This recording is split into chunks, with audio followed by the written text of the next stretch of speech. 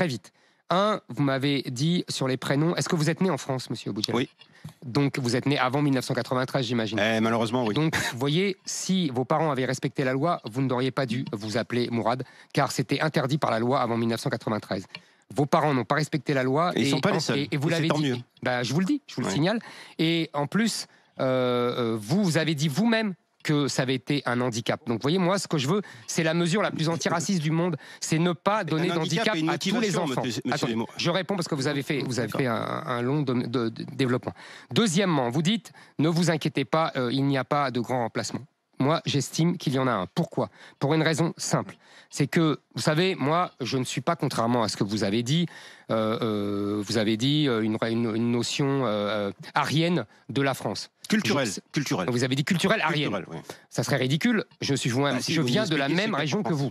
Oui, on est sémites tous les deux. Voilà. Donc, si vous voulez, ça serait un peu grotesque de dire que seuls les Celtes peuvent être français. Oui, ça serait un peu grotesque de ma part. Monsieur. Bon, ça serait contraire en plus à toute l'histoire de France. Vous savez, même l'historien de l'Action française, Jacques Bainville, commence son histoire de France par, je sais que vous n'aimez pas mes citations. Oui, mais c'est important, vous allez voir, parce que c'est pour vous dire que ça passe dans tout le spectre politique français. Il dit, la France n'est ni un empire, ni une race, c'est mieux, c'est une nation. Jacques Bainville.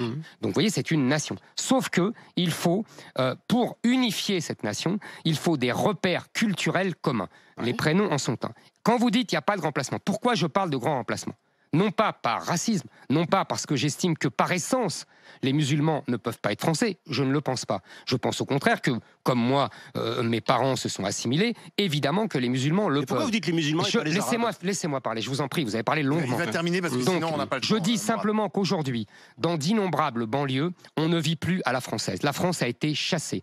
Vous savez, on a appelé longtemps ces territoires les territoires perdus de la République. Aujourd'hui, il y a un universitaire, M. Rougier, élève de Gilles Kepel, le grand spécialiste de l'islam en France, qui dit ce sont des territoires conquis par l'islamisme. Oui, ce sont des territoires conquis par l'islam, parce que la civilisation, la culture qui s'y exprime, c'est l'islam, ce n'est plus la France. Et quand vous demandez à tous ces jeunes, est-ce qu'ils se sentent français? Ils vous répondent non.